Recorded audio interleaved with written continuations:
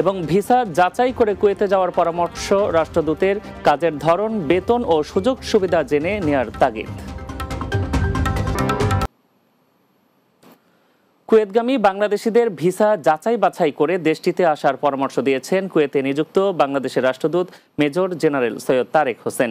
তিনি বলেন, বাংলাদেশিরা কুয়েতে আসার আগে দেশটির ভিসা ক্যাটাগরি, কাজের ধরন, বেতন, সুযোগ সুবিধা ও কোম্পানি বা কফিলের চুক্তিপত্রে নিজেদের স্বার্থ রক্ষিত হচ্ছে কিনা এসব ভালো করে যাচাই বাছাই করে দেখে নিতে হবে।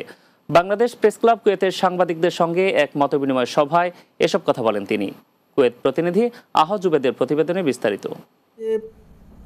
আসার জন্য যে ইচ্ছুক যারা মঙ্গলবার কুয়েতের মিসিলাস্ত বাংলাদেশ দূতাবাসে আয়োজিত মতবিনিময় সভায় রাষ্ট্রদূত মেজর জেনারেল সৈয়দ তারেক হোসেন কুয়েতের শ্রমিক ভিসা বাংলাদেশ দূতাবাস কুয়েত কর্তৃক সত্যায়িত আছে কিনা সেটি যাচাইয়ের পরামর্শ দেন।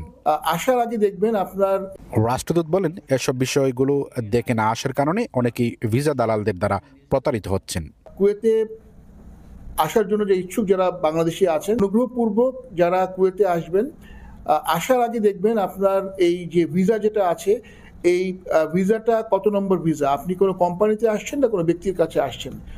যদি আপনারা এইসব ব্যাপার দেখে না আসেন, অনেকেই এখানে প্রতারিত হচ্ছেন, কারণ তারা বিভিন্ন দালালের মাধ্যমে এখানে আসছেন। রাষ্ট্রদূত বলেন, যে কোনো কোম্পানি দূতাবাস কর্তৃক ভিসা সত্যায়িতের জন্য আবেদন করা হলে আমাদের মিশনের পক্ষ হতে প্রবাসী বাংলাদেশি শ্রমিকদের অধিকার নিশ্চিতের লক্ষ্যে শ্রমিকদের কাজের ধরন, বেতন, থাকার ব্যবস্থা সহ অন্যান্য সকল সুযোগ সুবিধা খতিয়ে দেখা হয়।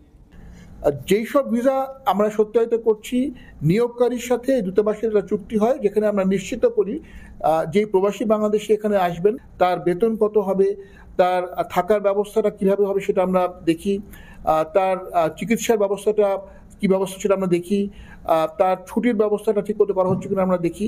ভিসা দালালদের কাছ থেকে ভিসা নিয়ে কুয়েতে আসা কোনোভাবেই ঠিক হবে না। এক্ষেত্রে বুয়েসেলের মাধ্যমে কুয়েতে আসার পরামর্শও দেন রাষ্ট্রদূত। এই বিষয়গুলো নিশ্চিত হয়ে অনুগ্রহপূর্বক আপনারা ভিসা গ্রহণ করে আসবেন এবং অনুগ্রহপূর্বক দালালের মাধ্যমে আসবেন না।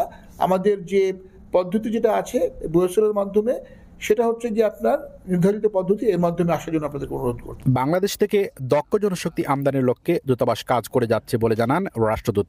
অন্যদিকে কুয়েতের স্থানীয় মন্ত্রণালয়ের সঙ্গে এ নিয়ে আলোচনা হয়েছে। এ বিষয়ে ইতিবাচক সাড়াও পাওয়া গেছে।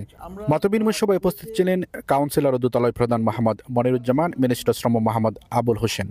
এছাড়াও উপস্থিত ছিলেন বাংলাদেশ প্রেস ক্লাব কুয়েতের সভাপতি মনিদুর সরকার সুমন, সাধারণ সম্পাদক আহজুবেদ, সহসভাপতি আলামিন রানা, যুগ্ম সম্পাদক মোহাম্মদ হাফজু মিয়া, সাংগঠনিক সম্পাদক সাদেক রিপন, আন্তর্জাতিক বিষয়ক সম্পাদক মোহাম্মদ সেলিম হাওলাদার, সাংবাদিক আহাদ আম্বিয়া কোকন, সাংবাদিক আলাল আহমদ, সাংবাদিক জসিম উদ্দিন ভুইয়া, কবি ও সাংবাদিক নাসরিন আক্তার মৌসুমী সহ আরও অনেকে।